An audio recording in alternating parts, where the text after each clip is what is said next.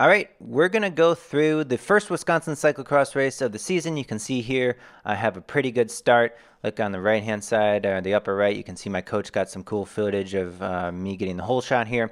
Now, the thing I want to talk to you today is about how changing conditions can change your lines and whether you ride it or run it. You can see in the beginning here I'm riding it. Eventually later in the day, Chad here is bogging through some epic mud because it was raining all day. And so at the end of my race, it was really poor conditions and rainy, but in the beginning it was pretty all right. So what I'm going to do here is I'm going to show you a couple different clips, a couple different laps of some certain sections of this race and how I changed my line to keep my speed. And that's what we're going to kind of learn from this race is how to adjust your lines based on changing conditions throughout the race. So this whole rain, it continued throughout my race and it got more muddy, and so you had to change your lines to keep your speed to be the fastest that you could. Lap 1, you can see here, fairly good conditions. Even this section here, you can kind of power through and still find a lot of green and a lot of grass. It's not too muddy yet. So first lap was pretty straightforward, but I'm going to show you this same section with a couple different laps and kind of compare how those conditions change and how my lines change to stay fast throughout this race. Okay, so here on the bottom you can see lap 2. On the top you can see lap 3. In lap 2 I'm going to take it on the inside. Lap 3 I'm going to stay in the grass section on the right hand side and keep my speed in the grass. And the main lesson here is green is go. Green is fast. In muddy races, yes, you can go through the mud, but at a certain point, it becomes a little bit faster to find that green, to find that grass. Green is go, right? Grass is go. And that's the sort of lesson here in that when the changing conditions happen, like you can see here, you can avoid some of the muddy sections by just finding the green sections. So the footage we're going to do here is we're going to show a slow-mo and then the at pace. And here you can see lap 4 in that same section. Unfortunately, I still hit that apex, hit the mud and slipped up, and it was pretty slow. So didn't learn my lesson there throughout the race. But this one you can see lap 2, I go through the mud. Lap 3, I go on the right-hand side and stay with the grass. So we're going to show it in the full speed here, and you're going to see lap 3 on the top there. I'm going to pull it to the right a little bit, still hit that mud a little bit, and try to get to the grass as soon as possible to keep that traction up that little hill. And lap 4, I did it much better. You can see I went straight to the grass, and look at how worse the conditions are on lap 4. I mean, way, way more mud, so being in the grass is even more important there.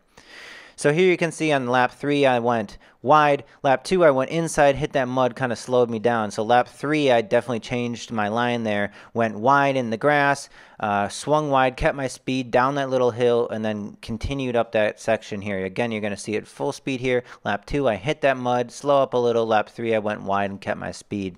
And lap 4, I just cut it real quick. So I went down, and then I went right back to the right-hand side because the left-hand side got real muddy. And so I adjusted my line even into lap 4. And then this final section here in lap 2, you can see I try to go to the inside, hit a bunch of mud and slows me down. Lap 3, again, I went wide on the right-hand side, find the green, find the grass, find the fast parts, and continue my speed around that corner on lap 3 on the top there versus lap 2 by hitting that mud and kind of getting bogged down in that mud and then having to turn it over pretty quickly.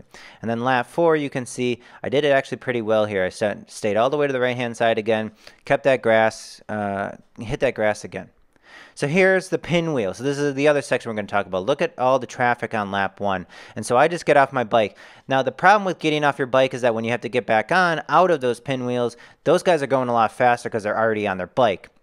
But when you don't have traffic like I am here in lap 2, you can see I find the green, continue my lines through the green sections versus the muddy sections. And lap 2, this was already getting kind of pretty muddy here. So I did want to avoid the mud as much as possible, keep my speed through the green sections, even though it seems like the longer distance, which it is.